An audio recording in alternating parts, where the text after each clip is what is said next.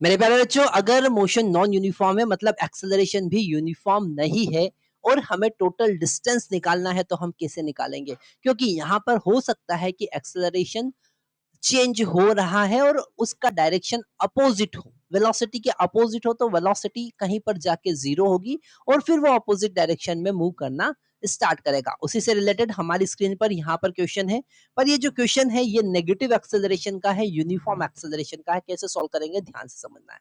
A particle is moving along x axis such that s is equal to 6t minus t square. Find the displacement and distance traveled by the particle during interval 0 to 5 second. ठीक है, distance और displacement दोनों find करना है। अब यहाँ पर जो पोजीशन हमको गिवन है s is equal to 6t minus t square given है। अगर हम डिफरेंशिएट करेंगे और वेलोसिटी निकालेंगे तो 6 माइनस 2t हमको आएगा। इसको एक बार डिफरेंशिएट कर देंगे, वेलोसिटी निकाल लेंगे और फिर से डिफरेंशिएट करेंगे तो एक्सेलरेशन आएगा -2 मीटर पर सेकेंड स्क्वायर। और ये है यूनिफॉर्म एक्सेलरेशन। यूनिफॉर्म एक्सेलरेशन आपको याद रखना है कि अगर डिस्प्लेसमेंट का इक्वेशन क्वाड्रेटिक बनता है तो एक्सेलरेशन हमेशा यूनिफॉर्म होगा। ओके, अब यूनिफॉर्म एक्सेलरेशन है। स्टार्टिंग में अगर हम यहाँ पर t इक्वल टू 0 पुट करें, है ना, यहाँ पर अगर हम एनालिसिस करें कि t इक्वल टू 0 पर वेलोसिटी कितना था, तो यहाँ से हमको पता चलेगा कि at t equal to 0 velocity is 6 metre पर सेकेंड। कैसे? क्योंकि यहाँ पर t का वैल्यू 0 पुट कर दिया, 2 इंटू 0 0 हो जाएगा। तो जब चलना स्टार्ट किया था तो वेलोसिटी था 6 मीटर पर सेकेंड। ओके, फिर वो आगे गया गया गया और अपोजिट डायरेक्शन में acceleration a equal to -2 metre पर सेकेंड स्क्वायर लगा लगा लगा। ओके, अब वो आगे जाके रुक जाएगा। एक टाइम होगा जहां पर वेलोसिटी क्या हो जाएगी? 0 हो जाएगी और वो यहां से हम फाइंड कर सकते हैं। इससे हम फाइंड कर सकते हैं चूंकि velocity v equal to 6 minus 2t equal to 0 put करेंगे तो t का वैल्यू यहां से आ जाएगा 3 सेकेंड। तो 3 सेकंड में हम फाइंड कर सकते हैं। हम पता चला कि वेलोसिटी क्या हो गई? 0 हो गई। अब वो अपोजिट डायरेक्शन में मूव करना स्टार्ट करेगा, तो यहाँ से वो अब अपोजिट डायरेक्शन में आएगा, है ना। ऐसा अपोजिट डायरेक्शन में आया तो मान लेते हैं ए से बी चला वो पॉजिटिव डायरेक्शन में और बी से सी चला वो नेगेटिव डायरेक्शन में और यहाँ पर पहुंच गया वो टी इक्वल टू 5 सेकंड पर। Okay, t equal to 5 second पे पहुंचा। यहाँ पर था वो टी इक्वल टू 0 पर, यहाँ पर टी इक्वल टू 3 सेकंड पे पहुंचा। तो हमें पोजीशन फाइंड करना पड़ेगी टी इक्वल टू 5 पर, टी इक्वल टू 3 पर। ठीक है, तो टी इक्वल टू 0 से t equal to 5, t equal to 3 तक तो वो पॉजिटिव चला, है ना। तो हम यहाँ पर डिस्प्लेसमेंट फाइंड करते हैं।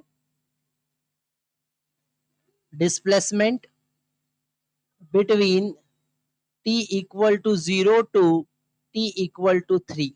ठीक है, तो यहाँ पर S3 अगर हम फाइंड करें तो इसमें हम 3 पुट करेंगे तो 6 इंटू 3 माइनस 3 स्क्वायर, तो ये हो जाएगा 18 minus 9 that is equal to 9 metre. मतलब यहाँ पर जो पोजीशन है S का वैल्यू है वो है 9 मीटर। यहाँ पर S का वैल्यू कितना था? 0। ठीक है, अब हम डिस्प्लेसमेंट फाइंड करते हैं। Displacement between t equal to 0 to t equal to 5। ठीक है, तो यहाँ पर 5 पर पोजीशन रख देंगे, तो यहाँ पर t इक्वल टू 5 पुट करेंगे